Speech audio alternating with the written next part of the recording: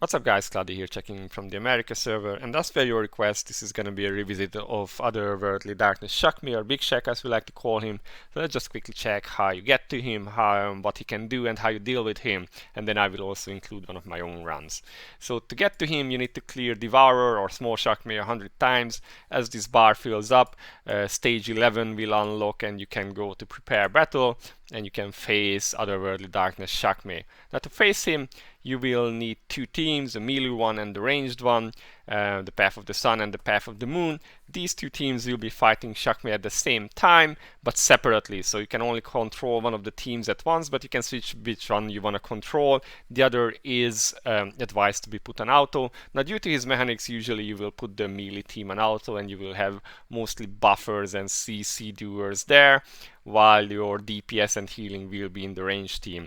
Also for that reason you will want lifesteal on your entire melee team, because they will not be receiving any heals from the range team nor any buffs. So the way it works that the amplification and debuffs on the boss itself are shared between the teams. So for instance, stuff coming from Jane, Moira and Sonya, or Visca even, but buffs themselves are not shared. So for instance, if you cast something with Mei or Kaola, that will not carry over to the melee team, and vice versa. Moira's shield will not appear on your range team either. So this is good to know. Also means all your melee guys will need lifesteal or they will just die. Now let's just check what exactly Shakmeh can do.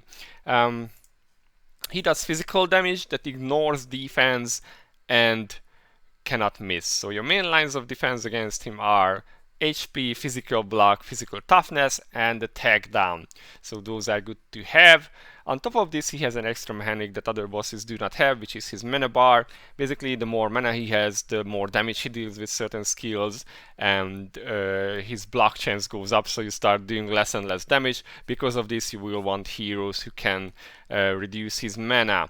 Also, this is tied into his shield mechanic. When he runs out of mana completely, for 7 seconds he will not be gaining any mana at all and he will take more damage, but at that point also a shield will appear on him that you cannot dispel, so you kind of want to have Xerah around just to dispel the shield, and she's also very useful for other reasons, so this is pretty much made for her. Also important to note that Shakmeh doesn't really do auto attacks. He will sometimes hit your entire party, but you do not need a traditionally built main tank for this. Pretty much everyone can be geared similarly with the same kind of survivability in mind. Now, he also has a CC bar, but this is only tied into one of his mechanics. It's not really something that you can utilize to knock him down. So let's just check what his skills are and how he works. His first skill will hit both teams at once. Based on his mana, he will do more damage or recover more mana. So the more mana he has, the more damage he does. The less mana he has, the more mana he recovers. So this is pretty easy. It hits both of your teams. Now the second skill is more interesting, and this is one of the main reasons why people prefer a ranged DPS team. This is the Tide of Sin.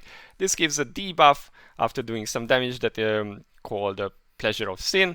Heroes inflicted by this will not have lifesteal, but do more damage and take continuous damage themselves. So basically this is a DPS buff to you, but at the price of no lifesteal and continuously taking damage on you. And this is, unless you outgear the content quite a bit, this is something you will need to be able to do the DPS checks. Now let's go on. Storm of Hatred. This will appear on the melee team and hit them 14 times, reducing their attack speed and disabling lifesteal. Interestingly, this does more damage with low attack speed. So if you have low attack speed, this will deal more damage to you. And you will need one of the extra skills that you can use here to actually deal with this. The other skill is the ranged version of this, Judgment of Radiance. This will be like a cloud hitting over 6 times on your range team and stunning damage time and dispelling positive effects. Now if you are inflicted by stun when this hits, then you receive a permanent healing rate reduction and Shakmeh will recover mana. So you will want continuous dispelling, which can be provided by Xerah S3 or for instance Lucius S2, or you can use, I believe, Evan's shield for this as well, because that can be undispellable. So basically these are your three main options. No other dispellers have a short enough cooldown to deal with all the hits for this, but you will see this in action actually when we get to it. Pools of Absolute Darkness. This is the Tree of Sin, which appears after stage 5 and targets only the melee group. So basically it reduces their attack every second, and if you do not kill it in 10 seconds, then it just wipes out your melee team.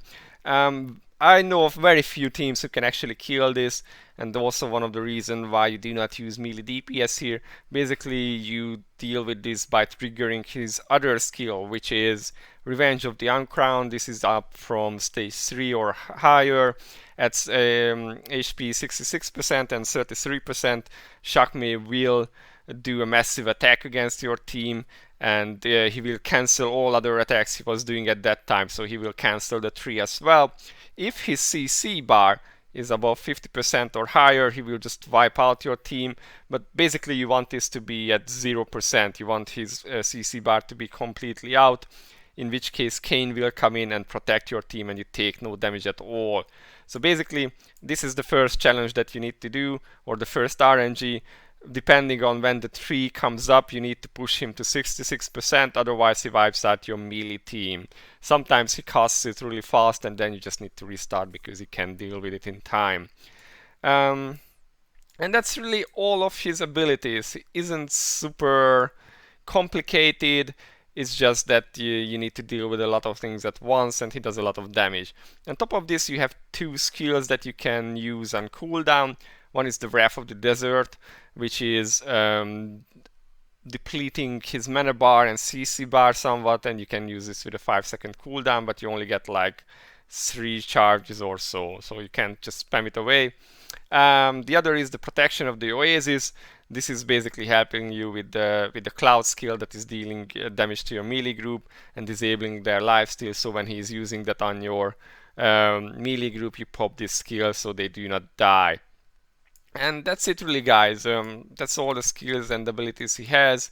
The rest is just about running and showing you how it goes. So let's get to that, and I'll see you there. Okay guys, so here is the run itself. Originally I wanted to do stage 6, but was always a bit off with the DPS, a couple percentages really, so decided to not try hard any longer. Maybe if I optimized more it would have been doable, but I guess I'll just come back with a stronger Xerah. Now, we are switching to the ranged group, and he's casting Tide of Sin already, and you could also see that my characters were casting skills even though they weren't on auto, which is a little bit annoying because sometimes they use up both their heals and stuff, and that can be a bit painful. Now, since Tide of Sin, our characters are dealing more damage but also not healing, and meanwhile he's using the Cloud skill on my melee group, so I was using the top skill to counter it, and kind of holding on to my Kala's heal because I wasn't sure how much damage I would take from this skill. I am using Xerah S3 to continuously dispel the stuns, and meanwhile was holding on to Kala in case I needed to heal, but it wasn't really needed. I could have kept up my Tide of Sin buff, but whatever, it's no big deal. In later stages you might actually need to use him to also counter some of the bigger hits, because it can one-shot your characters, especially when he has so much mana as he does now. And he's using the Cloud skill again, countering it with that one skill. And we are approaching 66% if Xerah wasn't on cooldown all the time. Now you can see him summoning the tree, and when he does that he's actually not using any other skills, except if you get to 66% like I did now. And this is his Revenge skill. His CC bar is empty, so Kain is coming in to save us. You can see he's blocking the attack, and we take no damage. In this time you can also not damage Shakmeh actually, and his CC bar comes back again. Now he's casting Tide again, and I'm precasting Kala S2 to take less damage. Now here comes the Cloud of Radiance again, countering it with Xerah S3. I'm just waiting for it to be over so we can actually cast skills. It really does help that my Kala is wearing my old shell CC resistance gear, so he doesn't get CC during his S2 cast. And the CC bar is empty again. Once again we need to heal the melee group from the Cloud skill, and we are approaching 33%, where he will be doing his Revenge skill once again. He's casting 3, but it doesn't matter because we have just casted, or we pushed him below 33, so he's casting his skills. Now during this time you can actually cast self buffs, and those will go up, and you need to heal if you have the Tide of Sin, but you can't really damage him until he finishes this. And once again he's casting Radiance, but yeah, we just counter it with Xerah, no big deal. If you really need, if you see his mana going up, you can actually use the other skill that burns mana to decrease his damage. It shouldn't really be that much needed if you are well geared. Now once again, Tide of Sin, giving us some extra DPS to finish him off. And once again he's casting 3 onto the melee group, but Xerah is now in DPS mode, so she just gets rid of him. So yeah, 5 is actually fairly simple. With like an A0 DPS you can do it, 5-star A0, so you still need a built DPS, but it doesn't have to be like A220. Now once the loading stops we can move over to the hero screens, and I can show you guys what actually I was using when I was running this. You can see the bar going out, so now I can run Devour Shakmeh 100 times to get back to this guy, and then hopefully do stage 6. My Xerah should grow in that time, so long loading screens, but here we go. So let's see the heroes. First the melee group, if I can find them. Sonya, it's a pretty weird set which I just have her from like old days. She goes for amp and some speed, I can speak, nothing really fancy. Jane also wearing a somewhat ragtag gear. Pretend you don't see that amp block there, but she has her major amp skill, so she lives fine. On higher stages we want to optimize her gear better, because otherwise she dies. Mora with the whip, stylishly, and also the attack speed talent is really helpful. And Visca, since I have her at 4-star from all times, decided I might as well use her. She is like a semi-tanky, semi-DPS build, but the melee group doesn't really do too much damage. Sorry, I just hit the mic there. Lol. Okay, let's see Mei. The important part is that her buffs are not dispelled, and she gives some buffs to the team with her pumpkin. Moving on, if I can find the rest of the team. Confused much? Like, imagine knowing where your heroes are in your preferred list, but yeah, they are a bit more back.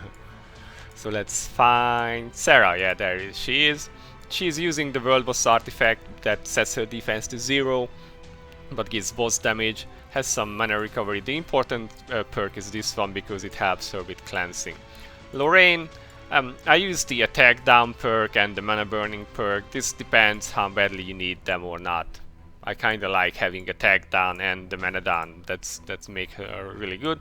And Kala, you can see he has almost full CC res, and that way he can heal through the Radiance Cloud. So that's it, guys. I hope this was helpful. If you have any questions, leave them in the comments below. And this has been Cloudie for now. See you in the next one. Bye bye.